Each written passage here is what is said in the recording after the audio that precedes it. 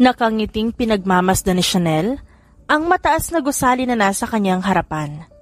Suot ang isang white blouse na pinatungan ng gray plain coat, high-waisted jeans, at pares ng black heels. Taas noo siyang pumasok sa loob ng gusali. Good morning, ma'am. Welcome to Vista Azul Resort and Beach Restaurant Main Building. How may I help you po? Magalang na bungad sa kanya ng receptionist. Tumikim siya at pagkatapos ay maingat na kinuha sa dalambagang isang envelope at nakangiti yung inilahad sa naghihintay na babae. Good morning, I am Chanel Amelie Gazzini and I'm here for the job interview. I received an email from Miss Lyra Castro.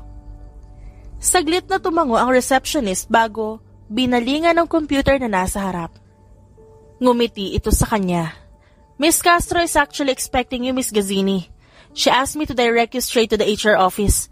It's located on the 3rd floor, left wing po. Formal na sagot ng receptionist bago iniabot pabalik ang envelope. Nagpasalamat siya dito. Tinalikuran niya ang babae upang pumunta sa nasabing opisina. Mabilis niyang nakita ang elevator at agad na sumakay doon. Habang naghihintay na makarating sa 3rd floor, hindi malaman ni Chanel kung bakit biglang tumaas ang balahibo niya sa batok at dinapuan siya ng kaba. Pakiramdam niya, may nanonood sa kanya sa bawat galaw niya. Kahit na mag-isa lang naman siya sa loob ng elevator na yon. Sa kabilang banda, sa magarmong opisina ng Vista Azul, ay seryosong nakaupo sa kanyang swivel chair si Zach Sylvain Santiago, ang presidente at owner ng resort. Walang emosyong pinapanood ng binata ang live CCTV footage kung saan makikita si Chanel na nasa loob ng elevator. Mula nang pumasok ang dalaga sa gusali, sinusubaybayan niya na ito. Tumaas ang sulok ng kanyang labi nang makita niya mula sa monitor ang pagbukas ng elevator at paglapit ng dalaga sa pinto ng HR office. Kinuha niya ang intercom na nasa gilid ng kanyang working table at pinindot yon. Miss Castro, the applicant named Chanel. Hire her immediately. Malamig niyang utos dito. Mr. President, what is it again? Gulat ang sagot ni Miss Castro na nasa kabilang linya. I'm sure you heard me clearly, Miss Castro. I want Chanel Gazzini to work at my resort. Pag-uulit niya. May atraso kasi sa kanya ang babae at para sa kanya ito na ang tamang panahon para pagbayaran yon ni Chanel. Sa kabila naman ng pagtataka ni Miss Castro, sinunod niya pa rin ang utos ni Zach hanggang sa formal nang maging kabilang si Chanel sa mga empleyado ng resort. Nang malaman ni Chanel na tanggap na siya sa trabaho, masaya siyang umuwi ng bahay. Nay Esang, may trabaho na po ako. Masayang pagbabalita niya sa matanda. Masaya ako sa balitang yan na po, ngunit kaya mo ba talaga? Hindi ka sanay sa mabibigat na trabaho. Nag-aalalang saad sa kanya ng matanda. Nay, I can do it. Hindi naman po ako dating spoiled at tamad na Chanel. Ito na po ang buhay na meron ako ngayon. At saka, gusto ko po makatulong sa mga gastusin dito sa bahay. At pambili po ng gamot nyo. Let me do this, Nay. Pambawi lang po sa pagkupkup niyo sa akin, kahit hindi niyo naman ho ako kaano-ano. 4 na taon nang ulila si Chanel. Kilala ang kanyang pamilya sa mundo ng business, ngunit nang mamatay ang kanyang mga magulang dahil sa isang aksidente, naubos ang kanilang yaman hanggang sa walang natira para sa kanya. Laking pasasalamat niya, noong kinupkup siya ni Esang na dati nilang kasambahay, at dinala siya sa probinsya para doon manirahan. Kung yan ang desisyon mo, Iha, wala na ako magagawa. Kinabukasan maagang naghanda si Chanel para pumasok sa trabaho. Isang puting polo shirt at pantalon lamang ang kanyang suot dahil may uniform naman para sa mga empleyado. Nang makarating sa resort, agad siyang nagtungo sa Vista Diner at dumiretso sa opisina ng manager ng resto para kunin ang kanyang uniforme at ang nameplate bilang waitress. Ngunit, nang makausap niya ito, hindi niya inaasahan na bukod sa pagiging waitress ay magkakaroon pa siya ng trabaho sa housekeeping. Iha, pasensya ka na ha. Nangangailangan kasi ng tao sa housekeeping department. Kaya ikaw na ang ipinasok ko. Huwag kang mag-alala dahil bukod ang sweldo mo sa pagiging waitress at paglilinis ng mga kwarto. Paliwanag sa kanya ng manager. Hindi niya matanggihan ang dagdag na trabaho. Malaki rin kasi ang magiging sweldo niya kung sakali. Sige po, maraming salamat po ma'am. Paano po pala ang schedule ko sa 2 trabaho? May ibinigay na papel ang manager. Yan ang schedule mo, Chanel. Mula alas 8 ng umaga hanggang alas 12 ng tanghali ay sa resto ka muna. May 1 oras ka para kumain ng tanghalian at magpalit ng damit. Pagsapit naman ng 1:00 ng hapon, lilipat ka sa housekeeping para simulan ng paglilinis. Ikaw ang nakatoka sa mga regular rooms. Pagkatapos mo maglinis ng lahat ng kwarto, maaari ka nang umuwi. Dama na agad ni Chanel ang pagod kahit na hindi pa siya nagsisimula. Nagpaalam na siya at akmang tatalikod nang muling magsalita ang manager na nasa harapan. By the way, before you go, could you please take this folder to the President's office? May mga aasikasuhin lang akong bisita kaya hindi ko na ito maaabot kay Mr. President. Hinihintay niya ang mga yan para pirmahan. I already informed him that someone will deliver the papers to him. Utos sa kanya at hindi niyo yun matanggihan. Sige po, ako na pong bahala. Paalam niya bago magalang na lumabas ng opisina. Hinanap niya ang opisina ng presidente hanggang sa makarating siya sa dulo ng resort. Kumatok siya ng 3 beses sa pinto, walang sumagot kaya pinihit niya yun. Marble na sahig ang unang sumalubong sa kanya. Nang bumukas ang pinto, maliwanag ang lugar dahil sa floor-to-ceiling na glass window. Natatakluban niyo ng mataas na kurtina. Sa likod nun ay ang magandang tanawin ng Vista Azul at malawak na asul na karagatan. Humahanga pa siya sa tanawin na nasa kanyang harapan nang isang malalim na boses ang kanyang narinig. Yan na ba mga papel na kailangan kong pirmahan? Dalhin mo na mga yan dito, miss. Utos ng baritonong boses. Nilingon ni Chanel ang magarbong table na nasa gilid. Doon ay nakita niya isang lalaki na nakaupo sa swivel chair. Nakatalikod ang lalaki sa kanya kaya hindi niya makita ang kabuuan nito.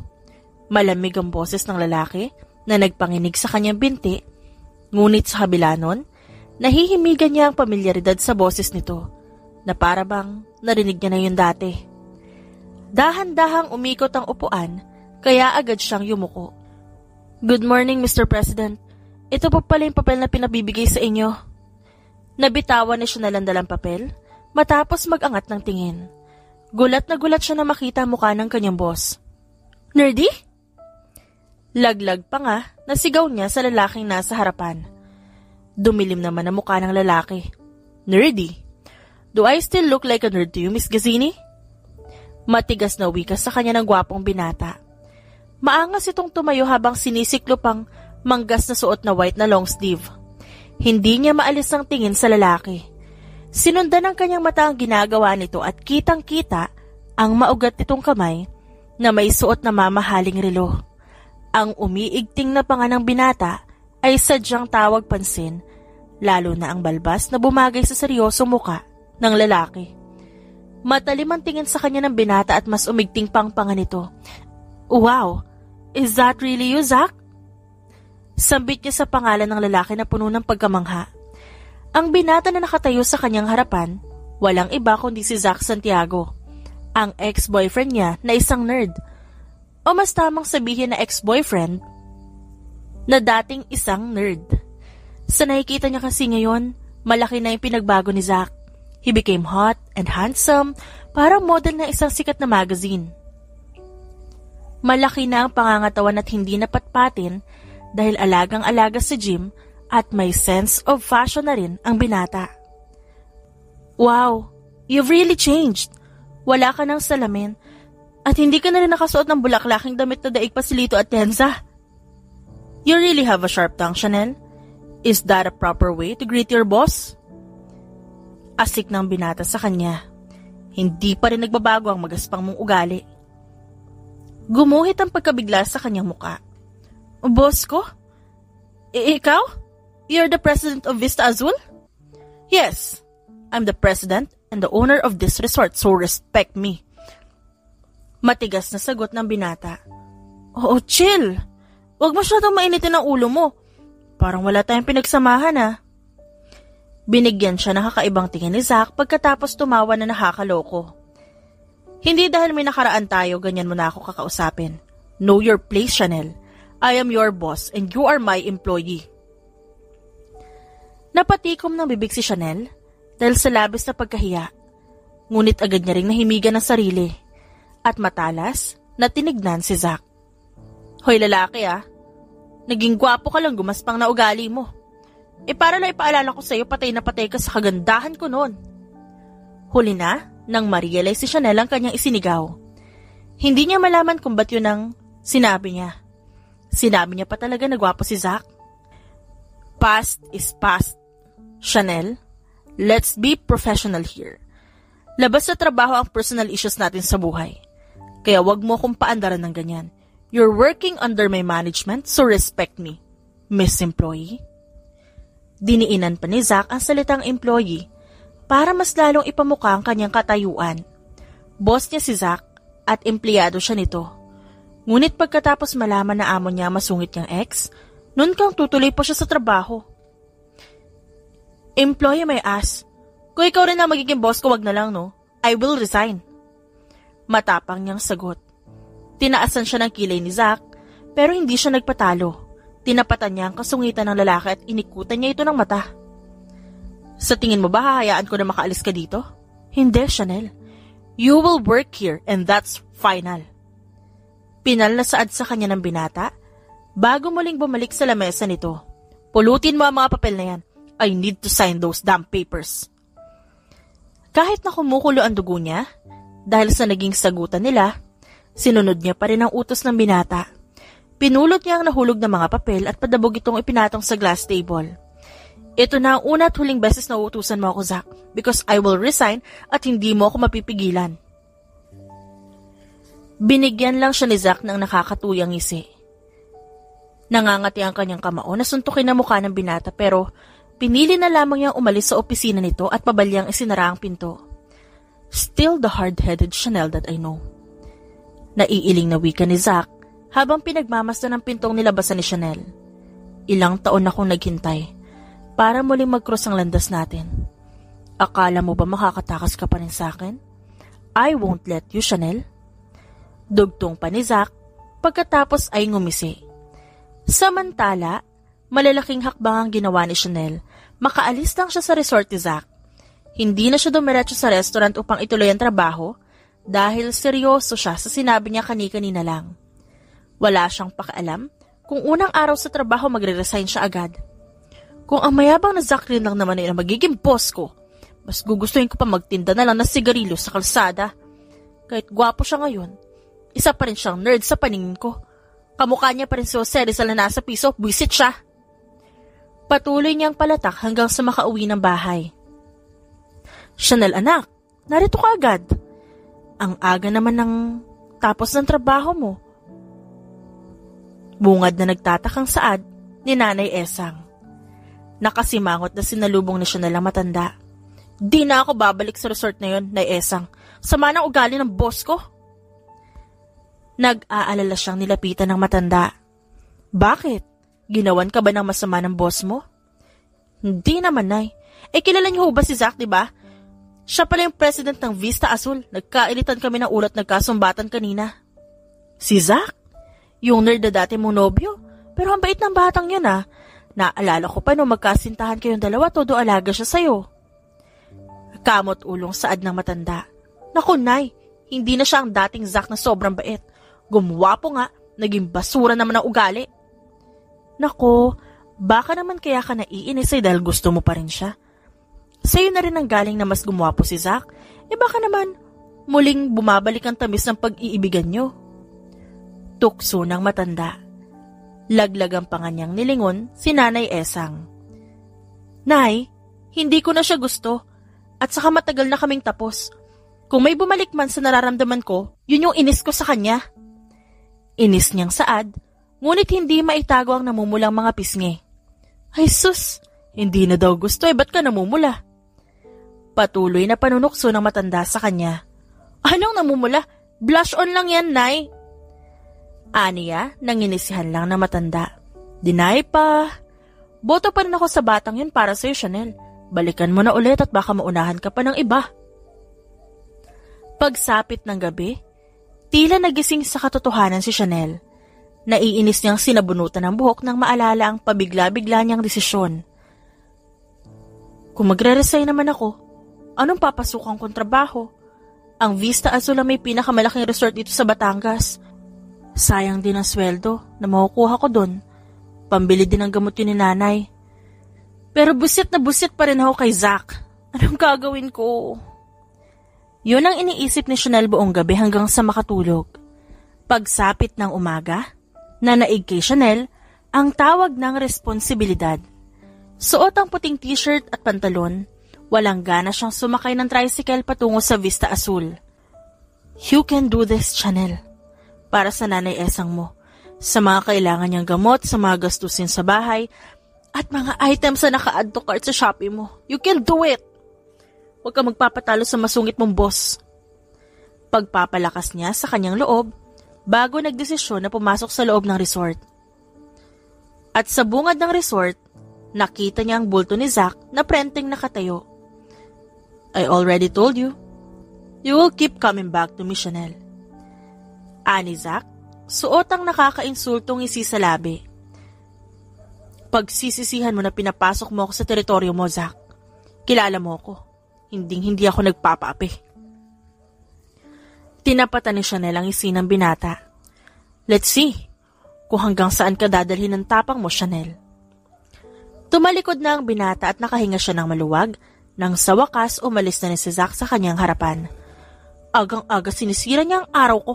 Pasalamat talaga siya dahil gwapo siya. Matapos noon, nagpalit na siya ng damit pang waitress at nagsimula na sa trabaho. Here's your order, ma'am and sir. Enjoy your food. Yun ang paulit-ulit niyang sinasabi sa bawat customer. Kahit na sumasakit na ang kanyang balikat sa pagbuhat ng mabibigat na tray at nangangalay na ang binti niya sa ilang oras na pagtayo at paglalakad, pinilit niyang ininda ang lahat ng yun. Huling customer na ang hahatiran ni Chanel ng pagkain.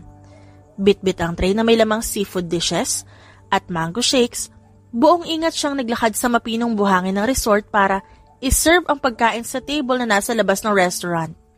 Malapit na sana siya sa table nang bigla siyang natapilok sa nakausting bato. Oh my gosh! Are you okay, Zach? Tili ng boses ng babae ang narinig niya mula sa nakaupo. Nanginig ang kalamnan niya nang matanto ang nangyari. Natapon ang dala niyang pagkain sa customer na nakaupo sa table.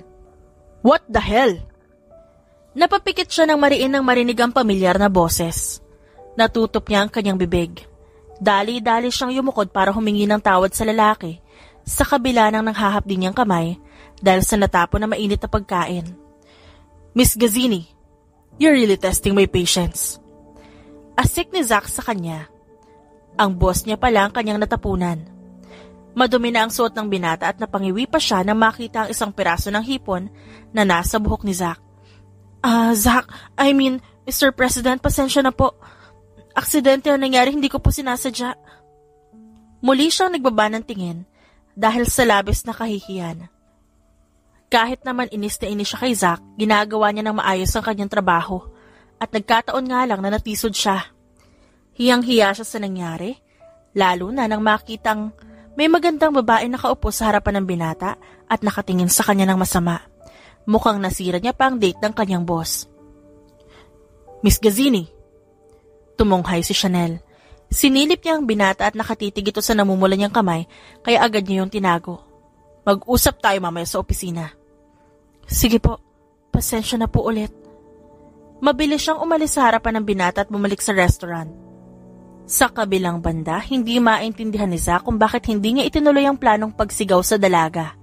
Naumid ang kanyang dila nang makita ang may pasong kamay ni Chanel at bigla siyang nakaramdam ng pag-aalala. Damn it, Zach! Ano nangyayari sa'yo? Hindi ba dapat galit ka sa kanya dahil sa ginagawa niya sa'yo? Gigil na bulong ni Zach sa sarili at tinapunan ng tingin ang first aid kit na nasa sofa ng kanyang opisina. Tatlong magkakasunod na katok sa pintuan ang kanyang narinig. Umayo siya ng upo bago sumagot. Come in. Pumasok si Chanel nang marinig ang sagot ni Zach. Nakatungo siyang naglakad papasok sa loob ng opisina. Tungkol ba sa nangyari kanina ang pag-uusapan natin? Pasensya na talaga, hindi ko yung sinasadya. Panimula niya. Come here. Humakbang siya palapit dito. Gulat siyang napakurap nang makita ang first aid kit na hawak ni Zack. Let's treat your burn. Ha? Hindi mo ako sisigawan ng pagagalitan? Bakit? Ganun ba ang gusto mo? Iritado siyang binalingan ni Zack, kaya umiling siya. Naninibago lang ako. Parang kahapon, sinisigawan mo ako eh. Tapos ngayon gagamutin mo ang sugat ko. May masama kang plano, no? Padabog na tumayo ang binata, bitbit ang isang ointment. Ako na nga nagmamagandang loob sa'yo. Ako pa pag-iisipan mo na masama. Come here and sit. Naunang naupo sa sofa si Zack. Nahihiya naman siyang sumunod. Masakit? Marahang tanong sa kanya ni Zack. Hawak nito ang napaso niyang kamay habang nilalagyan ng gamot ang namumulang parte. A little. Mahina niyang tugon. Nagpatuloy sa paglalagay ng gamot ang binata, hinipan pa nito ang kanyang paso para mabawasan ang kirot. Zack, konti na lang talaga isipin ko na patay ka pa rin sa akin. Pang-aasar niya sa binata. Nawala ang kabang nararamdaman niya kanina at napalitan niya ng pagkamangha dahil sa inaakto ng binata.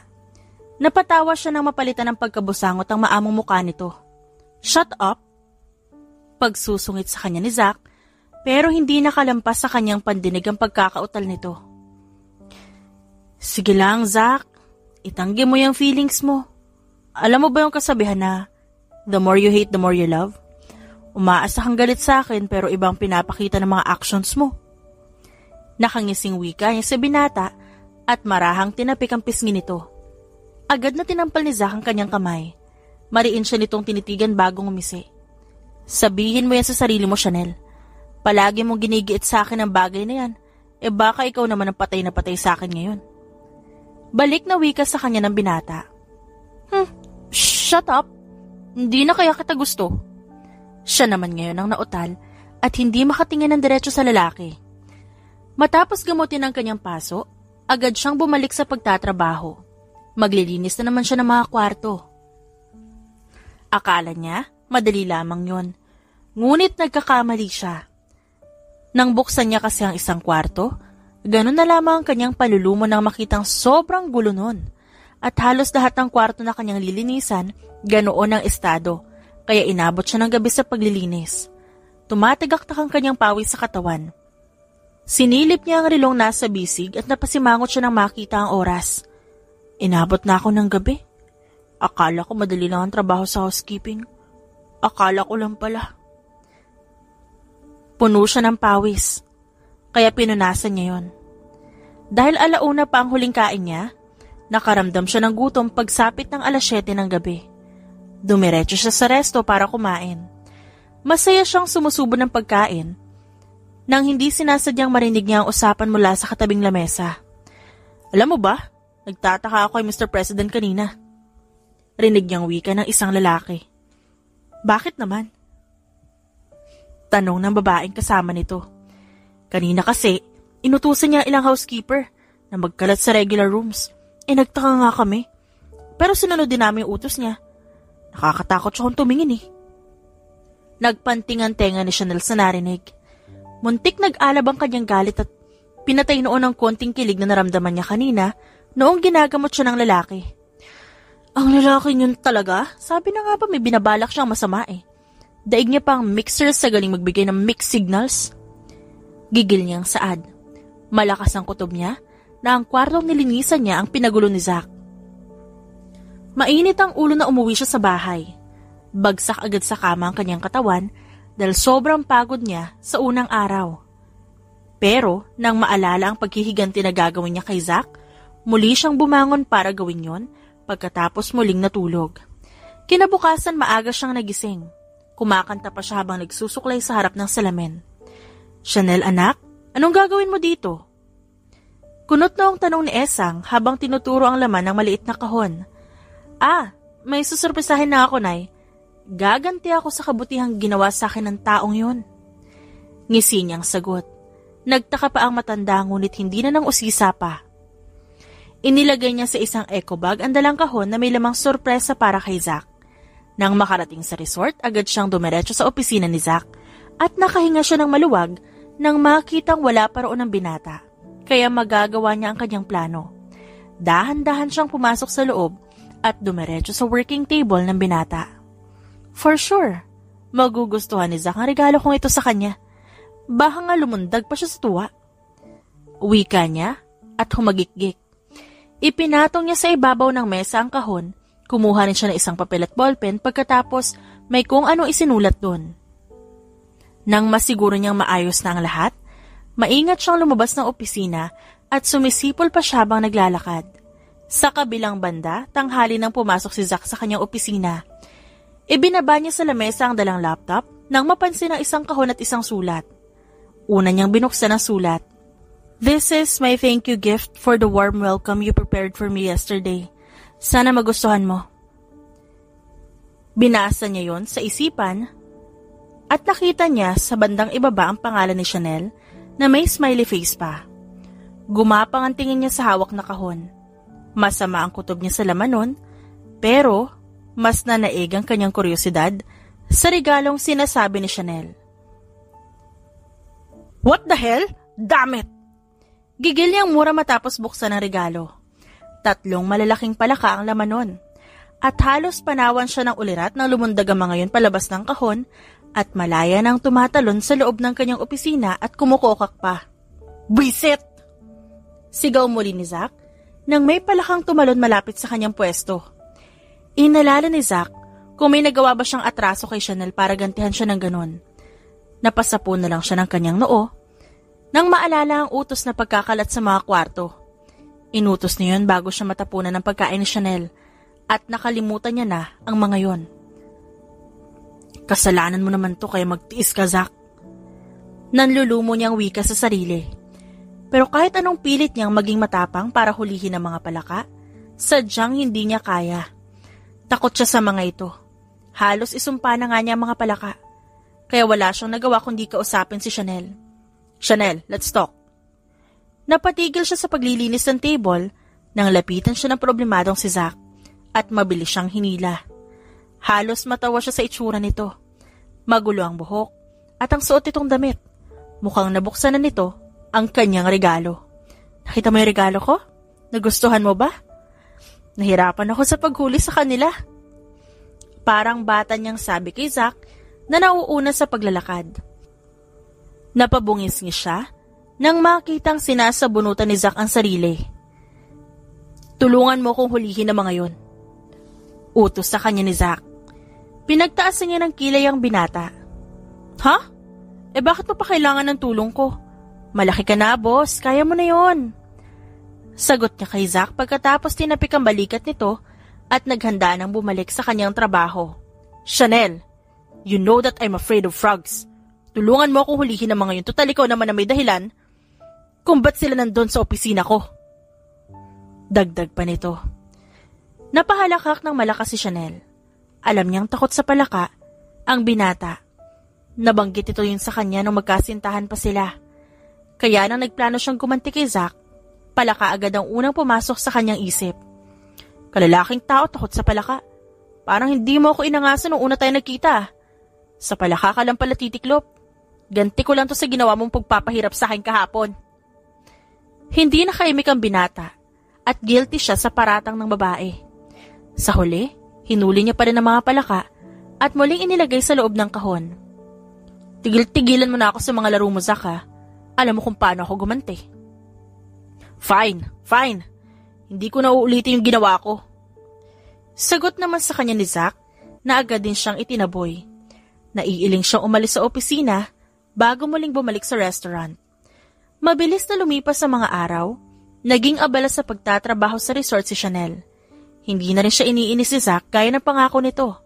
Sa katunayan, naging maganda na ang pakikitungo ng binata sa kanya. Inuutusan pa rin siya ng binata ngunit mas madalas ang pagiging mabait nito sa kanya. Ilang beses na nga sila nagkakasabay kumain sa opisina ni Zack dahil siya ang palaging naghahatid ng pagkain nito. Pilit niyang binabaliwala ang kakaibang kabog ng kanyang dibdib tuwing magkasama sila. Lalo na at tila muling nabubuhay ang damdamin na matagal niyang ibinaon sa limot. Isang araw, naglalakad si Zack patungo sa restaurant para kumain ng tanghalian. Plano niyang ilibre si Chanel, kung hindi lang siya hinarangan ni Angela. Ang babae ay anak ng kasosyo niya sa negosyo. Hey Zach, kakain ka na ng lunch? Pwede ba sumabay? Hindi kasi natuloy ang date natin noong nakaraan dahil sa kapal pa ka ng waitress mo. Saad ng babae sa kanya, ngunit nilampasan niya lang ito. Zach, that waitress is really getting to my nerves. Bakit pa hindi mo pa yun inaalis sa trabaho? She ruined our date? Pag-aalboroto ng dalaga na nakasunod na pala sa kanya. We're not on a date that time, Angela. Agap niya sa sinabi nito. Mukhang binigyan ito ng mali siya ang ginawa niyang pagpayag na sumabay ito sa kanya noon sa pagkain. Kahit na ginawa niya lang yun bilang respeto sa ama ng dalaga na business partner niya. Also, Chanel is one of my efficient employees. Hindi ko siya maaaring alisan ng trabaho dahil ang gusto mo. Malamig niyang dugtong na nagpabagsik lalo kay Angela. Padabog nitong binagsak sa lamesa ang mamahaling purse pagkatapos na inis na sumigaw. But I don't like that ugly waitress, Zach. Fire her. Ilang linggo ka na niyang nilalandi. Sigaw ng babae sa kanya. Hindi niya nagustuhan ang mga salitang lumabas sa bibig ng babae. Lalo na sa itinawag nito kay Chanel. Hindi hamak naman na mas maganda si Chanel kaysa sa babaeng ito. Hindi yan sapat na dahilan para alisin ko siya sa trabaho, Angela. And besides, don't meddle with my work. She's my employee at akong magdidesisyon kung aalisin ko ba siya sa trabaho o hindi. Tiimbagang niyang sagot na nagbigay takot kay Angela. Hindi manhid si Zach para hindi malaman na may gusto sa kanya ang babae. Matagal nang nagpaparamdam sa kanya ang babae ngunit kahit kailan hindi siya nagkagusto dito. I'm sorry, Zach. Parang maamong pusa na sambit sa kanya ni Angela. Mukhang na-sense nito na wala siya sa mood. Ilang sandali pa itinaas ni Zach ang kamay para kunin ang atensyon ng waiter mula sa malayo. Give me shrimp Alfredo, black and blue ahi tuna, and black honey lemon for drinks. And I want Chanel to serve my order. Thank you. Dagdag pa ni Zach na agad tinanguan ng waiter. Kumuyom ang palad ng dalagang si Angela sa inutos ng binata. Ngunit hindi nito yung pinakita kay Zach. Ibinigay na rin ito ang order na hinihintay ng waiter. Ang babae niyo na naman. Ano bang meron sa kanya at gusto ni Zach na nasa paligid lang ang waitress na yon? Inis na saad ng babae. Chanel, dalhin mo to sa table ni Mr. President. Ikaw ang gusto niya magdala nito sa kanya. Nandun siya sa table 7. Ikaw mukhang kursunada ka ni Mr. President. Sa bagay, sa ganda mong yan, sino hindi magkakagusto sa'yo? Mapanuring tingin ang ibinigay ng katrabaho ni Chanel sa kanya. Binigyan niya ng panis ng ngiti ang kausap. Ikaw talaga, kung ano-ano napapansin mo. Akin na nga yan. Natatawa niyang wika at kinuha ang tray. Nang makarating siya sa table kung nasan si Zach, hindi niya maiwasang mapasimangot nang makita ang babaeng kasama na naman ng lalaki. Sino ba yung babaeng yan lagi nakabuntot na lang kay Zach? Naiinis niyang bulong. Gayunman, sa kabila ng inis na nararamdaman, maingat niya pa rin inilapag ang pagkain sa mesa. Natatakot na muli na naman siyang pumalpak, lalo na pinapanood ni Zach ang kanyang galaw. Anong oras ang out mo sa restaurant? Kaswal na tanong nito sa kanya. Binalingan niya ng tingin ng binata. 1:00 ang start ng shift ko sa housekeeping department. Malayo niyang sagot. Before you clean your assigned rooms, dumiretso ka muna sa kwarto ko. Matagal na yung hindi nalilinisan. Utos nang hindi nakatingin na si Zach. Wala siyang imik na tumango. Narinig ni Angela ang utos ni Zach kaya umangat ang sulok ng labi ng dalaga habang may nabubuong masamang plano sa isipan nito. Mabilis na lumipas ang oras, nakita na lamang ni Chanel ang sarili na nasa harapan ng kwarto ni Zach, dala ang mga gamit panlinis. Noong una, kinakabahan pa siya dahil yun ang unang pagkakataon na makakapasok siya sa personal space ni Zach bukod sa opisina nito. Dumaan pa siya sa banyo para mag-ayos ng sarili. Ayaw niya kasi na amoy araw at haggard siyang haharap sa binata. Yun ang bumabagabag kay Chanel nitong mga nagdaang araw. Madalas kasi na gusto niya presentable siyang haharap sa binata. Gusto maganda palagi. Para bang gusto niyang magpa-impress kay Zach at alam niya ang dahilan kung ba't siya nagkakaganon. Mukhang tama nga si Nay Esang Nahuhulog na nga ata ako ulit sa lalaking yun. Bulong niya sa sarili. Agad din naman niyang inalo ang sarili. Bumuntong hininga siya bago marahang kumatok sa pinto. Ilang minuto siyang nakatayo doon para hintayin na pagbuksan siya ni Zack, ngunit hindi niya inaasahan ang taong magbubukas ng pinto. Oh, maglilinis ka ba ng kwarto? Malaki ang ngising tanong sa kanya ni Angela na nakatapis lamang ng tuwalya at magulo pa ang buhok. Parang may bumaras sa kanyang lalamunan na makita ang ayos nito. Anong ginagawa mo dito? What do you mean? Of course I stay here with Zack. Hinahanap pa ba si Zack? Nasa labas kasi siya, may tumawag sa kanya habang nasa gitna kami ng, alam mo na, pambibiti ng babae. At pinapasabi niya na mamaya mo nalinisin ang kwarto namin dahil magugulo pa ang loob sa gagawin namin pagbalik niya. Kaya maaari ka nang umalis, Miss Housekeeper? Pagtataray na saad ni Angela. Mabigat ang loob na tinalikuran ni Chanel si Angela. Mula sa malayo, rinig niya ang halakhak nito. Binabawi ko na. Hindi na ako muli magkakagusto sa lalaking yun. Playboy. Ayoko na sa kanya. Nanggigigil niyang sambit at hindi niya namalaya na umiiyak na pala siya. Ba't naman kasi ako umiiyak? Ba't ko siya iniiyakan? Ex ko na siya, no? Dapat di na binabalikan ng mga ex. Patuloy niya habang pinupunasan ng mga tumutulong luha sa kanyang pisngi. Namumugto ang mga mata ni Chanel dahil sa matagal na pag-iyak. Hindi niya na nagawa pang bumalik sa kwarto ni Zack para maglinis gaya na inutos nito dahil sa sobrang bigat ng kanyang dibdib. Pinilit na huwag mag-cross ang landas nila ng binata kahit na imposible yon dahil nasa iisang lugar lamang sila. Ngunit, matagumpay niya naman yung nagagawa dahil natapos niya ang trabaho sa araw na yun na hindi niya na nakita ang binata hanggang sa makauwi siya ng bahay. Napansin ng kanyang nanay Esa nga namamaga niyang mata. Inusisa siya nito kaya wala siyang nagawa kundi umamin. Nay, ang sakit. Akala ko hindi na ako iiyak sa lintik na pag-ibig na to eh. Ngunit nagkamali ako. Mahal ko siya, Nay. Mahal ko pa rin si Zack pero hindi na pwede eh. May mahal na siyang iba. Umiiyak, nasumbong niya sa matanda. Anak, sige lang, iiyak mo lang. Kung yan ang magpapaalis ng bigat ng dibdib mo, iiyak mo lang. Ilang minutong umiyak si Chanel. Nanatili namang tahimik ang kanyang nanay Esang habang marahan at tinatapik ang kanyang likod para aluin siya. Maya-maya, tumigil na rin siya sa pag-iyak. O, maayos ka na ba? Hindi ko alam kung ano may papayo ko sa'yo. Pero tandaan mo na lagi ako narito, dadamayan kita sa lahat, anak. Mahal na mahal kita. Mahal din kita, Nay. At ganoon din ako, anak. Pero nabusog ka ba? Hindi ba ang sabi mo noon hindi mo na mahal si Zack pero kinain mo lang din ang sinabi mo? Tumatawang wika ng matanda, pilit siyang pinangingiti nito. Nay naman! Simangot niya ngunit tumawa rin kalaunan. Kinabukasan, plano ni Chanel na iwasan si Zack maging si Angela para makalimot sa sakit na kanyang nararamdaman. Ngunit hindi umaayon ang tadhana sa kanya. Pagkarating niya kasi ng resort, agad siyang kinausap ng isang tauhan at ipinagbigay alam sa kanya na kailangan niyang samahan si Angela sa pagbisita sa kabilang isla. Nangangailangan ng babae na makakatulong sa pagdadala ng mga gamit at sa kasamaang palad, isa siya sa naatasan para sumama. Kahit na hindi naman yung linya ng kanyang trabaho. Pagsapit ng 3:00 ng hapon, sakay si Chanel sa maliit na yate kasama ang grupo ni na Angela.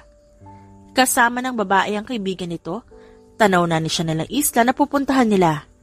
Hindi malaman ni Chanel kung bakit siya kinakabahan. Kanina niya pa yung nararamdaman mula nung umalis sila sa Vista Azul. Pakiramdam niya may mangyayaring hindi maganda, ngunit sinubukan niyang ipagkibit balikat na lamang yon. Maya-maya pa, nakarating na sila ng isla. Hoy ikaw, dalhin mo ang bag namin doon sa kubo. Bantayan mo mabuti ang mga yan ha. Mas mahal pa yan sa buhay mo. At wag mong susubukan na magnakaw, na intindihan mo ba?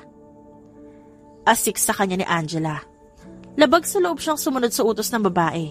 Kahit na gustong-gusto niya nang hampasin ang mukha nito, pinigilan niya ang kanyang sarili. Chanel, kumalma ka. Ilang oras mo lang naman silang pagsisilbihan, lalo na yung bruhang Angela na yan. Pagkatapos ito, hindi mo na ulit siya makikita. Saad niya sa sarili. Gaya ng utos nito, Binantayan niya ang gamit habang ini-enjoy ang panonood sa bawat hampas ng alon sa dagat. Hanggang sa isang kaibigang lalaki ni Angela ang lumapit sa kanyang pwesto. "Hi, miss. Why are you still here? Sama mo kami maligo sa dagat." Paanyaya ng lalaki sa kanya na napaupo sa kanyang tabi. "Ayoko. Okay lang ako dito." Tanggi niya sa alok nito. "Sige na, samahan mo naman kami doon. Take off your clothes." Hahawakan sana ng lalaki ang kanyang damit, mabuti na lamang at agad siyang nakalayo. "Don't touch me!" Punong-puno ng pagbabanta ang kanyang tono. Hindi niya gusto ang malagkit na tingin na ibinabato ng lalaki sa kanya. "Miss, pakipot ka pa." Ngising aso na wika nito. Sasagot pa sana si Chanel nang biglang sumigaw si Angela mula sa malayo. "Dave, mamaya na yan! Come back here! May tamang oras para sa binabalak mo." Sumunod naman ang lalaki na nagngangalang Dave, ngunit bago umalis muli pa nitong sinulyapan ang kanyang dibdib. "Sabi na nga ba, masama ang pakiramdam ko sa mga to." Nanggigigil niyang bulong. Pasado 6:00 na ng hapon, malakas na ang alon. Marahas na rin ang ihip ng hangin, ngunit wala pa ring balak umuwi ang grupo ni na Angela. "Miss Angela, hindi pa po ba tayo aalis? Delikado kung aabutin tayo ng gabi dito." Paliwanag niya kay Angela, ngunit patuloy lamang ang babae at ang mga kaibigan nito sa pag-inom ng dalang mga alak. Mukhang may mga tama na rin ang mga ito. "Ano ba? Aalis din tayo, no? Tatapusin lang namin ang isang bote." Inis na sagot sa kanya ng dalaga. 30 minuto rin na itinagal ng inuman hanggang nagpasya na itong sumakay sa yate. Papaakyat na sana siya na bigla siyang itulak ng lasing na si Angela. "What are you doing? Bobo ka ba? Ba't ka aakyat na hindi dala ang gamit namin? Bumalik ka rin sa kubo at kunin mo ang mga yung bilisan mo!" Anang lasing na babae. Dahil na rin sa kagustuhan niya makaalis ng isla, mabilis siyang bumalik ng kubo. Ganun na lamang ang pagkabog ng kanyang dibdib ng isang bulto ng isang lalaki ang naghihintay sa kanya sa kubo, ngunit sa kabila ng kaba dumiretso pa rin siya. "Anong ginagawa mo dito? Nasa yate na sina Miss Angela. Sumunod ka na sa kanila para makaalis na tayo." Wika niya sa lalaki. Nanlalamig ang mga kamay na dinampot niya ang mga gamit sa kubo. Nakaisang hakbang siya at handa nang umalis ng hablutin ni Dave ang braso niya. "Sino may sabi sa'yong aalis ka? Hindi tayo aalis. Dito lang tayong dalawa. Solo natin ang buong gabi, miss." Nakakapangilabot na wika nito. Pagkatapos ay pabalya siyang hinigit. Nabitawan niya ang mga hawak na bag dahil sa rahas ng galaw na yon. Sisigaw na sana si Chanel para humingi ng tulong, ngunit gano'n na lamang ang pagdaan ng takot sa kanyang mata nang makitang lumalayo na ang yate sa pampang. "Enjoy the night! Pagsawaan mo ang babaeng yan sa gano'n hindi na yun umaligid kay Zach. Ikaw nang bahala sa kanya." Sigaw ng tumatawang si Angela, sakay ng papalayong yate. No! Miss Angela, bumalik kayo dito! Huwag niyo po akong iwan!" Umahon ang galit sa dibdib ni Chanel. "Mga walang ya kayo. Humanda kayo sa akin. Oras na makaalis ako dito, pagbabayaran mo to, Angela." "Huwag ka na sumigaw, miss, at huwag ka na magalit. Ipunin mo ang boses mo sa gagawin natin mamaya." Binalingan niya si Dave. Sa kabila ng takot na nararamdaman, mas nanaig sa kanya ang kagustuhan na makaalis sa islang yon at makatakas sa masamang binabalak ng lalaki.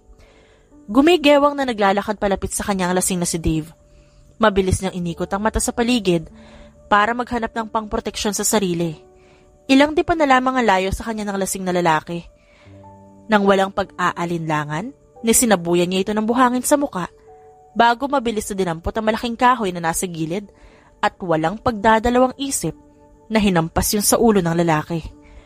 Walang malay na bumagsak si Dave sa buhanginan. Pasalamat na rin si Chanel. Nalasing ang lalaki kaya madali niya itong napatumba. Nagsimula siyang tumakbo palayo sa kubo. Narating niya ang pampang. Agad niya iginala ang paningin. Ganon na lamang ang ginhawa na ramdaman niya nang makakita siya ng isang maliit na bangka na nakatalis sa putol na puno. Dali-dali niyang kinalas ang pagkakatali nun bago tinulak sa tubig. Gamit ang sagwan na nakita niya sa loob ng bangka, buong lakas siyang nagsagwan palayo sa isla. "Kailangan ko makaalis dito. Pagbabayarin ko silang lahat." Hindi niya mapigilang maluha dahil sa muntik nang mangyari sa kanya. Muntik na siyang mapagsamantalahan, ngunit mas nanaig sa kanya ang galit na nararamdaman. Nang maalala ang mga taong nasa likod ng lahat, at yun ang mas nagbigay sa kanya ng lakas na loob para mabuhay.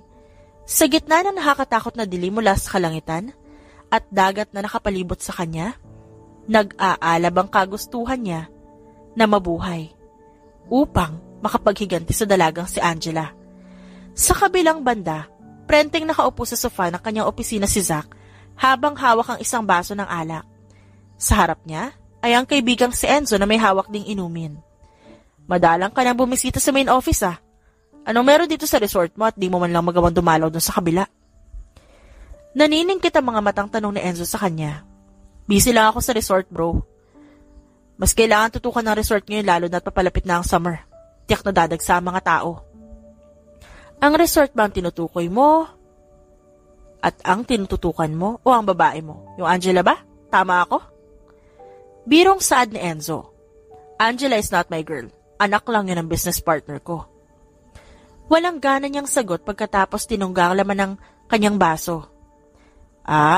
Baka naman ibang babae ang dahilan kung ba't abala ka dito. I heard dito nagtatrabaho si Chanel. She's your ex-girlfriend, right? Baka naman dumidiskarte ka na naman sa kanya. Kantsaw ni Enzo at tinawanan pa siya. Walang naging reaksyon si Zack. Dahil doon, tumigil sa pagtawa si Enzo at tinitigan si Zack gamit ang nanlalaking mga mata. Damn, bro. Don't tell me dinidiskartehan mo ulit ang ex mo. Manghangwi ka ni Enzo kay Zack. I love pissing her off. Natutuwa ako kapag nakikita ko nagsasalubong ang kilay niya. Kapag galit siya at nagtataray. Bumungis-ngis naman si Enzo. Bro, mahal mo pa rin siya, halatang halata sa'yo. Good luck na lang sa'yo. Knowing Chanel, kapag ginalit lalong umiilap. Baka hindi kanya balikan. I can't tame her. Just like when we were in college. I may be the lousy lover that she had, but I'm the only one who can tame the beast inside her. Seryosong wika ni Zack. Matapos ang ilang minutong kamustahan ni Zack at Enzo, umalis na rin ang binatang si Enzo. Naiwan sa opisina si Zack na ngayon ay abala sa pagpirma ng mga papeles. Habang nasa kalagitnaan ng trabaho si Zack, biglang nanikip ang kanyang dibdib dahil sa hindi maipaliwanag na kaba at ang unang pumasok sa kanyang isipan ay ang dalagang si Chanel. Ipagsasawalang bahala na sana niya yon, ngunit may nag-uudyok sa kanya na makita si Chanel. Kinuha niya ang intercom at tinawagan ng manager ng housekeeping department. Naglilinis pa ba ng kwarto si Chanel? Diretsong tanong niya sa kabilang linya. Ang housekeeping department ang una niyang tinawagan dahil alam niya na doon huling nagtrabaho si Chanel. Mr. President, hindi po pumasok si Chanel ngayong araw Ang alam ko po ay sumama siya kina Ma'am Angela patungo sa kabilang isla. Kailangan po kasi ni Ma'am Angela ng tagabitbit ng mga gamit. Nagsalubong ang kilay ni Zack. Nilingon niya ang orasan at pasado 8:00 na ng gabi. Gabi na. Dumating na ba sila galing pamamasyal? Mr. President, hindi ko ho alam. Ibinaba niya ang tawag bago dali-daling mabas ng opisina para magtanong naman sa restaurant. Nang makita ang manager ng restaurant, humahango siyang lumapit dito. Nasaan si Chanel? Mr. President, wala po si... Agad na tumalikod si Zack. Hindi na pinapatapos magsalita ang manager. Lalong kumalat ang kaba sa kanyang sistema, kaya nagsimula na siyang hanapin ang dalaga sa buong lugar. Sa tingin niya may hindi magandang nangyari sa dalaga. Samantala, nasa bangka pa rin si Chanel at patuloy na nagsasagwan. Sa tansya niya, mahigit 1 oras na siyang nasa dagat, kaya halos maiyak siya sa tuwa. Nang matanaw mula sa malayo, ang mga ilaw mula sa resort. Kahit nanginginig dahil sa lamig, bumaba si Chanel sa bangka. Itinulak niya hanggang sa makarating ng pampang. Manta ka sa akin, Angela, sinasagad mo talaga, pasensya ko. Nagingit-git sa galit na wika niya. Paalis na sana siya, nang maalalang ang sagwan ang ginamit niya kani-kanina lamang. Kinuha niya yun at dinala. Basang-basa siya habang naglalakad papasok ng resort. Pinagtitinginan siya ng mga taong ngunit wala siyang pakialam. Ang mga mata niya ay gumagalas sa lugar hanggang sa matanaw niya mula sa Vista Diner ang grupo ni na Angela. Kumakain ang mga ito't nagtatawanan. Lumapit siya sa lamesa na inuukupan ng mga magkakaibigan. Siguro sarap na si Dave sa babaeng yan, Angela. Grabe, hindi ko akalain na kaya mong gawin yun para lang mawala ang babae sa landas yun ni Zach. Halakhak na wika na isang kaibigan ni Angela. Angela, paano kapag nalaman ni Zach ang ginawa mo? Nag-aalangan na tanong naman ng isa. Ako nang bahala kay Zach. Madali lang naman siya lokohin konting lambing na bibigay din yun sa akin. Nagpanting ang tenga ni Chanel matapos marinig ang mga salitang yun galing sa grupo. Parang mga kampo ni Satanas at mga halangang kaluluwa na hindi man lang nakonsensya sa kasamaang ginawa. Mga walang hiya kayo mga demonyo! Sigaw ni Chanel at nagmamadaling lumapit sa nagkakasiyahang magkakaibigan. Hawak niya ang sagwan sa kanyang kamay. Ikaw na babae ka, matagal na ako nagtitimpi sa'yo. Pero ngayon sagad na ang pasensya ko. Hindi na binigyan ni Chanel ng pagkakataon na sumagot ang gulat na si Angela dahil iniangat niya agad ang sagwan at walang pagdadalawang isip na hinampas yun sa mukha ng babae. Sumigaw ang mga nakakita sa ginawa ni Chanel. Ngunit gaya ng sinabi niya wala siyang pakialam. Nasiyahan pa nga siya na makitang putok ang labi ni Angela at nag-iwan ng marka ang sagwan sa mukha nito dahil sa lakas ng kanyang pagkakahampas. How dare you, you filthy bitch! Sinugod siya ni Angela. Agad nitong nahagip ang kanyang mahabang buhok. Hindi naman siya nagpatalo. Hinagilap din niya ang buhok ng babae hanggang sa nagsimula silang magsabunutan. Marami ang nagtangka na awatin sila ngunit walang nagtagumpay. Patuloy ang hilahan ng buhok at sampalan ng dalawa. At nasa ganong estado sila nang makita sila ni Zach. Gulat na gulat si Zach nang makita ang dalawang babae na nagkakasakitan. Agad siyang lumapit sa komosyon at pilit na pinaghiwalay ang mga ito. Ano ba? Bitawan mo ako. Hindi pa ako tapos sa babaeng yang kakalbuhin ko pa siya. Bitawan mo ako! Sigaw sa kanya ni Chanel na una niyang nilapitan. Mahigpit ang hawak niya sa bewang ng dalaga at sumisipa pa ito sa ere. Sinenyasan niya ilan sa mga bellboy ng resort para tumulong. Agad ang mga itong lumapit kay Angela na tulad ni Chanel ay gusto pang gumante. Don't touch me! I will kill that bitch! Chanel ang pangalan pero asal hampas lupa? Ha? Ikaw ang may kalalagyan sa akin, bruha ka? Angela pangalan mo pero kampon ka ni Satanas? Hindi papatalong saad ni Chanel. Enough! Hindi na napigilan ni Zach na sumigaw dahil naririndi siya sa pag-aaway ng dalawang babae at marami na rin ang nanunood sa kanila. Zach, ipakulong mo ang paslupang yan. Did you see this, Scott? She did this to me. Hinampas niya ako ng paddle. Siya nagsimula ng gulo. Ibinaba ni Zach ang tingin sa sagwan na nasa buhangin pagkatapos binalingan ng tingin si Chanel na nasa kanyang gilid. Anong ako nagsimula? Huwag ka magpaawa rito. At aminin mo na lang ang kasalanan mo, Angela. Huwag mo akong baliktarin. Shut up! Kitang-kita kung paano mo ako hampasin ng paddle. Kitang-kita ng lahat. Kumakain lang ako tapos bigla mo ako sinugod. May ilang manonood na sumang-ayon kay Angela kaya naman nadehado si Chanel. Is that true? Umismid si Chanel at sa kabila ng inis na nararamdaman, mas nangibabaw ang kirot sa kanyang dibdib dahil sa tono ng binata. Tunog ng aakusa. Ano pa bang aasahan ko? Siyempre ang girlfriend mo ang kakampihan mo, Zach. Mapait niyang sagot sa binata. Chanel, wala akong kinakampihan. I just want to know the truth. Marami ang nakakita na ikaw raw ang unang nanakit. At saka anong girlfriend? Sino? I don't have a girlfriend. Oo na, inaamin ko, I slapped her with a paddle pero gumanti lang ako.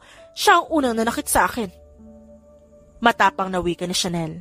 Nilingon niya ang umiiyak na si Angela. Hindi nakaligtas sa kanyang paningin kung paano natuod sa pagkakatayo si Angela matapos niyang sabihin ang salitang yon. What do you mean? Nalilitong tanong ni Zach. Zach, umalis na tayo. Sumasakit ang sugat ko, umalis na tayo. Namumutlang wika ng dalagang si Angela kay Zach. Hinawakan ito ang braso ni Zach at itinutulak ang binata paalis. Natatakot si Angela na malaman ni Zach ang katotohanan. Ngunit hindi nagpatinag si Zach. Iniwas niya ang braso kay Angela. What do you mean, Chanel? Ano nangyari? May ginawa ba siya sa'yo? May nangyari ba sa isla? Zach, I said let's go. Wag mo na siyang kausapin. Sigaw ni Angela ngunit nanatili ang titig ni Zach kay Chanel na nangingilid ang luha. Alam ko hindi mo ako paniniwalaan kaya umalis ka na. Damn it. I trust you. I believe everything you say. So tell me, may nangyari ba sa isla? May ginawa ba sila sa'yo?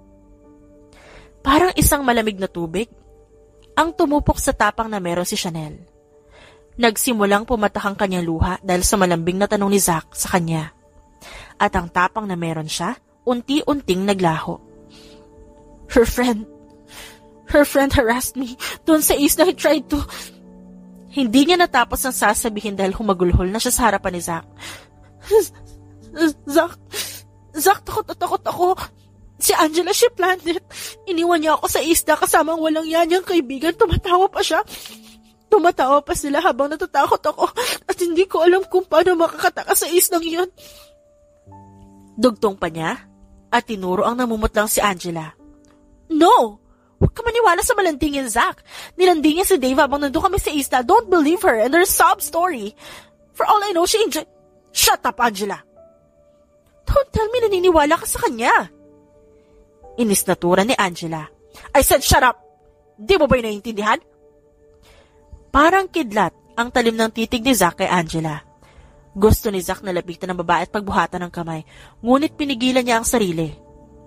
Sa kabila ng galit, pinilit ni Zack na huminahon ng marinig ang mahinang hikbi ni Chanel. Iginala ng binatang paningin sa paligid at noon lang niya napansin na nabawasan na ang tao dahil pinapaalis na ng mga tauhan ng resort. Shh! Don't cry. I'll make them pay. Hinding-hindi ko ito palalampasin. I'll put them in jail, I promise you. But for now, let's get out of here. Nilalamig ka na. You'll get sick. Seryosong wika ni Zack kay Chanel bago buong ingat na binuhat ang dalaga. Dama ni Zack ang panginginig ng katawan ni Chanel sa kabila ng tuwalya ang nakabalot sa katawan nito. Zack! Don't leave me here. I'm your girlfriend, Zack. He'll choose that waitress over me. Makakarating to kay Daddy. Stop your illusion, Angela. You're not my girlfriend. We never had a thing. At hindi ko gugustuhin na makarelasyon na isang tulad mo. Paano mo nagawa ang bagay na yun kay Chanel? At tama ka, makakarating to sa daddy mo. I'll make sure of that. Walang emosyon niyang sabi na mas nagdagdag sa takot ni Angela. Tuluyang tinalikuran ni Zack ang lugar, buhat ang natutulog na si Chanel sa kanyang bisig. Dinala niya sa sariling kwarto ang dalaga bago maingat na ibinaba sa kama. I'm sorry, Chanel. It's my fault. Kung alam ko lang na mangyayari to, sana sumunod ako sa isla. Puno ng pagsisisi ang kanyang boses. Hindi niya mapigilan na masuntok ang pader. Paulit-ulit na nagre-replay sa kanyang utak ang takot na si Chanel. I'm sorry, Chanel. I'm sorry, love. Paos niyang wika. Maya-maya, lumabas siya ng kwarto upang maghanap ng maglilinis ng katawan ng dalaga at magpapalit ng damit nito. Makalipas ng 30 minuto, maayos na ang dalaga. Mahimbing pa rin itong natutulog sa kanyang kama. Pinatay niya ang ilaw sa kwarto at tanging lampshade na nasa gilid ng kama lamang ang hinayaan niyang nakabukas. Umupo siya sa gilid ng kama. Maingat niyang hinawi ang buhok na tumatabon sa mukha ni Chanel. Akmang tatayo na sana siya para pumunta sa sofa, na kanyang hihigaan sa gabing yon, nang mahigpit na hinawakan ni Chanel ang kanyang braso. Huwag kang umalis. Natatakot ako, don't go. Nang hihinang bulong nang naalimpungatang si Chanel. I'm here. Babantayan kita. Matulog ka na ulit. Malamyos niyang wika at barahang tinapik ang dalaga para patulugin. Napangiti si Zack nang makitang mahimbing ulit na natutulog si Chanel. Kaya umalis siya sa kama at humiga na sa sofa para matulog. Ngunit nagising siya kalagitnaan ng gabi dahil sa mahihinang hikbi ng babae. Binabangungot ang dalaga, kaya pinili na lamang niyang umupo sa sahig malapit sa kama at hawakan ang kamay nito para kumalma. Bago muli siyang natulog habang hawak ang kamay ni Chanel. Mabilis na lumipas ang magdamag, nagising si Chanel dahil sa sinag ng araw na tumatagos sa bintana. Nasaan ako? Kinakabahang tanong niya sa sarili. Ganun na lamang ang paggapang ng takot sa kanyang katawan nang magising siya sa hindi pamilyar na kwarto. Sisigaw na sana siya kung hindi niya lang nakitang nakapikit si Zack. Nakasalampak ang binata sa sahig habang nakayukong natutulog. Doon niya lamang naalala ang nangyari kagabi.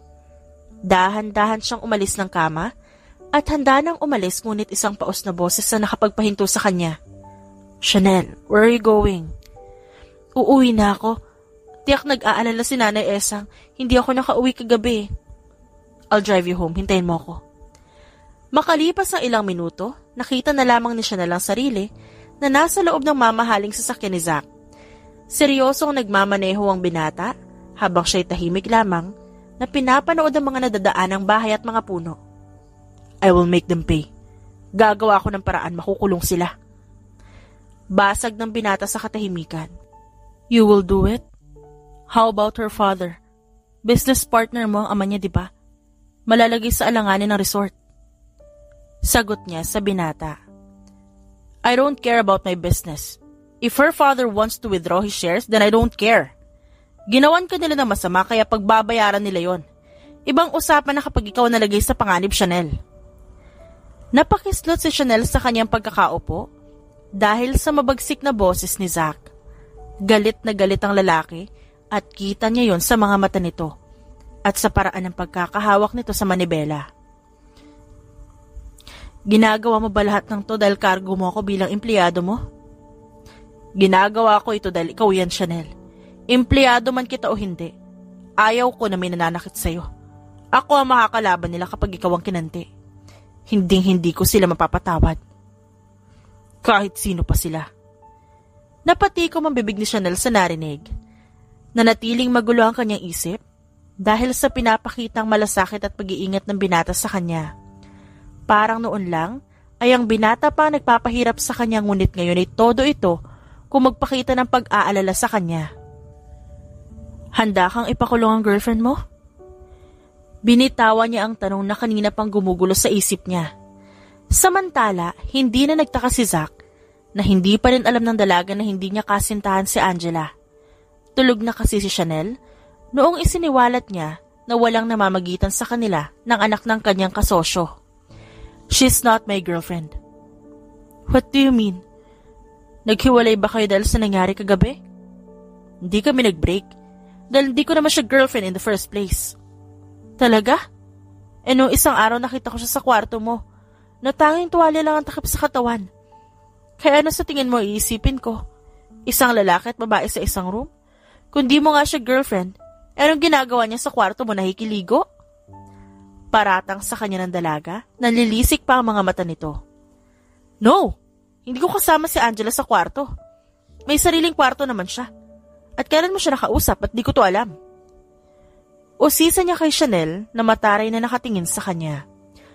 Noong isang araw, nung ipinalinis mo yung kwarto mo, siya ang bumungad sa akin doon. Pero pinaalis niya ako dahil itutuloy niyo para ang ginagawa niyo kapag nakabalik ka na. Saglit na napaisip si Zack. Binabalikan niya sa kanyang isipan ang araw na binanggit ng dalaga. At napamura lamang siya nang maalala yon. Wala ako sa Vista Azul nung araw na yon, Chanel. I remember that I did ask you to clean my room pero hindi ko na pinagpatuloy pa dahil biglaan ako lumuwas ng Maynila para sa business meeting. Iniutos ko sa isang empleyado na sabihin sa'yo na hindi na ako magpapalinis ng kwarto. Mukhang hindi nakarating sa'yo ang utos na yon. Ba't siya nakapasok sa kwarto mo? Nagdududa pa ring tanong ni Chanel. Hindi ko alam. Baka kinuha niya ang duplicate key sa front desk. Let's stop talking about Angela. Basta ang mahalaga nalaman mo na walang kahit anong namamagitan sa amin ng babaeng yon. Buntong hiningang saad ni Zack. Pero sabi ni Angela, hindi na pinatapos ni Zack ang sasabihin ni Chanel na hindi pa rin humihinto sa diskusyon na yon. There are 4 sides of the story. Panimula niya na agad pinutol ni Chanel. Anong 4 sides? 3 sides lang ang story na meron. Let me finish first. There are 4 sides of story. Your side, my side, the truth, and the lies. At ang pinaniniwalaan mo ay kasinungalingan ni Angela. So believe me when I say that she's not my girlfriend. Single ako. Pero kung gusto mo ako, willing naman akong bumalik sa'yo. And, do you remember that you're my baby? Nakangising wika nagdikmamanehong si Zack. Anong baby ka dyan? At hindi na ako babalik sa'yo, no? Ayoko na. Sa halip na masaktan sa mga salita ni Chanel, mas lalo lamang lumakas na loob ni Zack na aminin ang kanyang totoong nararamdaman. Ikaw, ayaw mo na sa akin. Pero ako, gusto kita. Che, ang dami mong sinasabi. Itabi mo na nga lang yung sasakyan dyan sa gilid. Bababa na ako. Sinunod naman yun ni Zack. Umuwi ka na't magpahinga. But after this problem, I'll make sure na sa akin ka na uuwi. Matapos sabihin yun, pinataka ni Zack na mababaw na halik ang noo ni Chanel. Samantala, natigilan si Chanel sa biglaang paghalik ng binata sa kanya. Sa noo man yun at hindi sa labi, nagbigay pa rin yun ng kakaibang kabog sa kanyang dibdib. Thank you, Zack. Mauna na ako. Salamat sa paghatid and thank you for believing me. Lumabas na ng sasakyan si Chanel at binigyan niya ng maliit na ngiti si Zack na agad namang sinuklian ng lalaki. Samantala, mabilis na nakabalik si Zack sa resort. Agad niyang inasikaso ang nangyaring kaguluhan kagabi at nagsampa na ng kaso laban kay Angela at mga kaibigan nito. Seryoso siya sa pinangako niya kay Chanel na ipapakulong niya ang mga nanakit dito at wala pang isang araw nasa kustodiya na ng mga pulis ang buong grupo. Makalipas ang isang araw nakatanggap ng tawag si Chanel na maaari na siyang hindi muna pumasok sa trabaho. Kaya naman wala siyang ganang lumabas sa kanyang sariling silid. At gano'n na lamang ang panlalaki ng kanyang mga mata nang makita si Zack sa kanilang Teresa na masayang nakikipagtawanan kay Nanay Esang. Zack, iho, andyan na pala si Chanel. Saad ng matanda nang makita siya nitong naglalakad palapit. Mabilis na bumaling ang atensyon ni Zack sa kanya. Good morning, Chanel. Nakapagpahinga ka ba ng maayos? Tanong sa kanya nito gamit ang malambing na boses. Tumikim si Chanel bago namumulang sumagot. Oo, ano palang ginagawa mo dito? Ayaw ko sanang pangunahan ka sa pagsasabi kay Nanay Esa, ngunit naisip ko na baka ilihim mo sa kanya nangyari nung isang araw. Alam kong ayaw mo mag-alala ang lahat sa'yo kaya pasensya na ko na ikwento ko sa kanya nangyari. Hinging pa umanhin ang binata. Iha, nag-alala ako sa'yo nung hindi ka umuwi. Yun pala ang nangyari. Hindi mo naman sinabi sa akin. Nag-aalalang wika ni Nanay Esang. Nay, maayos na ho ako. At saka nangako ho si Zack na ipapakulong niya ang mga yun. Nay, wag ho kayo mag-alala. Nagbabayad na sila ng kasalanan nila. Magalang na saad ni Zack sa matanda. Puno ng pagtataka niyang nilingon ng binata na noon ay nakaabang din ang titig sa kanya. I filed the case against them. Nasa kulungan na silang lahat. Nakahinga naman siya ng maluwag. Wala siyang nakapkap na kahit anong awa para kina Angela. Sa halip, nagpapasalamat pa siya dahil naging mabilis ang pagsampa ng kaso. Maraming salamat, Zack. You're welcome. Nakangiting wika sa kanya ng binata. Saglit siya nitong tinalikuran bago iniabot sa kanya isang bungkos ng bulaklak. By the way, may nakita ako nagtitinda nito sa labas. I bought this for you. Nahihiyang dugtong ng lalaki. You still know my favorite. Halos bulong niyang wika. I still remember everything about you. Agap naman ang binata. Mabilis na lumipas ang araw. Ilang araw nang hindi pumapasok ng trabaho si Chanel dahil na rin sa kagustuhan ni Zack. Noong isang araw nagpunta siya sa presinto para interviewin ang mga pulis. Pagkatapos ay isang linggo siyang nabuburo sa bahay dahil wala siyang mapagkakaabalahan. At sa buong linggo na yon, wala pa ring palya ang pagbisita ni Zack. Araw-araw ito nagbibigay ng bulaklak at halos mapuno na ang mga vase sa kanilang bahay. Zack, what's the meaning of this? Ito, ano to? Why are you doing this?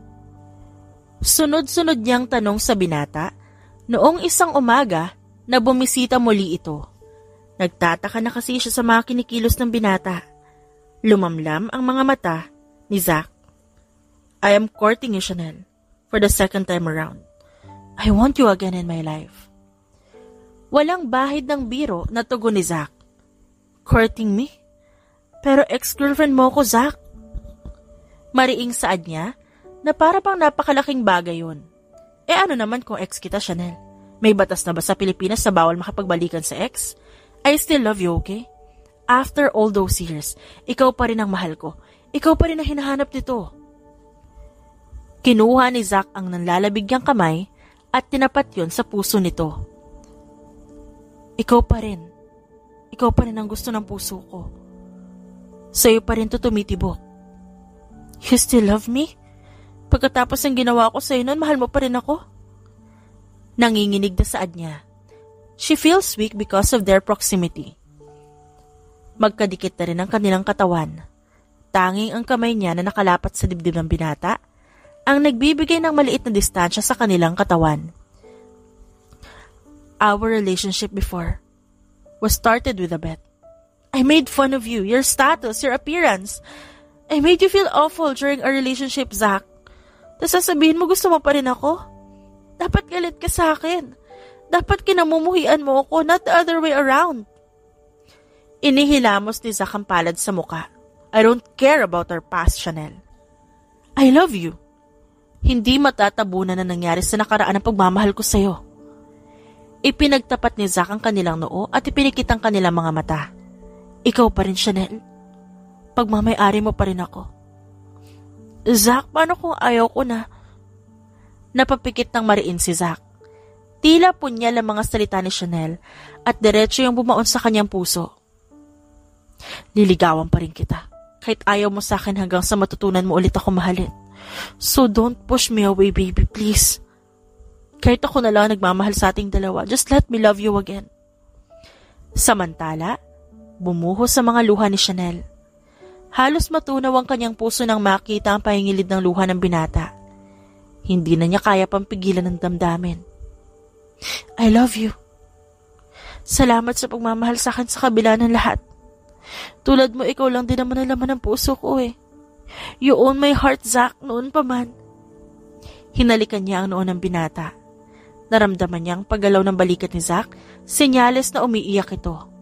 Niyakap niya si Zach ng mahigpit at paulit-ulit niyang binulong kung gaano niya ito kamahal. At sa mga lumipas na taon, kay Zach pa rin siya uuwi. Noong umaga rin na yung sinagot niya si Zach, muling nabuhay ang kiliti na nararamdaman niya para sa binata. Naging mabilis ang paglipas ng taon at 4 na taon ang nakalilipas mula na magkabalikan silang dalawa. At sa loob ng 4 na taon na yon, nanatili si Chanel sa pagtatrabaho sa Vista Azul sa kabila ng mahigpit na pagtutol ni Zach. Ngunit wala na nagawa ang kanyang kasintahan kundi sundin ang kanyang kagustuhan. At noong araw ng kanilang anibersaryo bilang magkasintahan, ay ang araw ding inalok ni Zach si Chanel ng kasal. Chanel, tanda mo pa nung college tayo? Kahit nabadoy ako noon at boring sa maikling panahon na naging tayo at sa kabila ng lahat, ipinaranas mo pa rin sa akin ang tunay na pagmamahal. Mabilis mang natapos ang kung ano meron tayo noon. Ipinangako ko sa sarili ko na muli kitang mamahalin.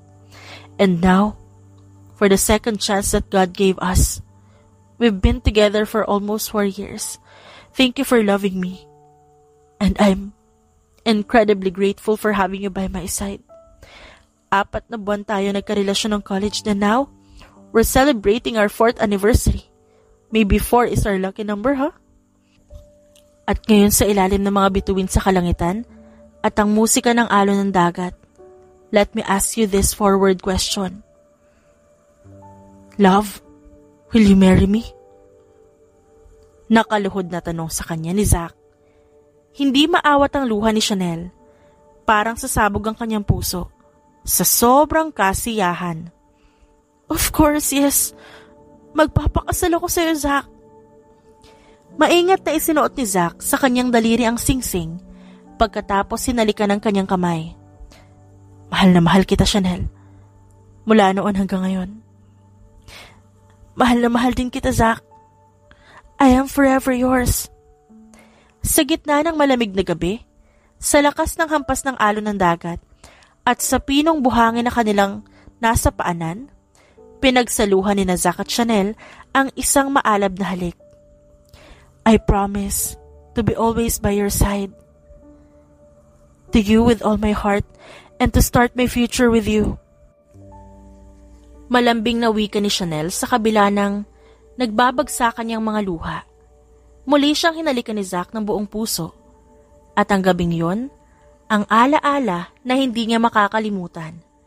Ang gabing yon, ang babaunin niya hanggang sa pagtanda kasama si Zach, her nerdy ex-boyfriend that became her hot boss and now her soon-to-be husband.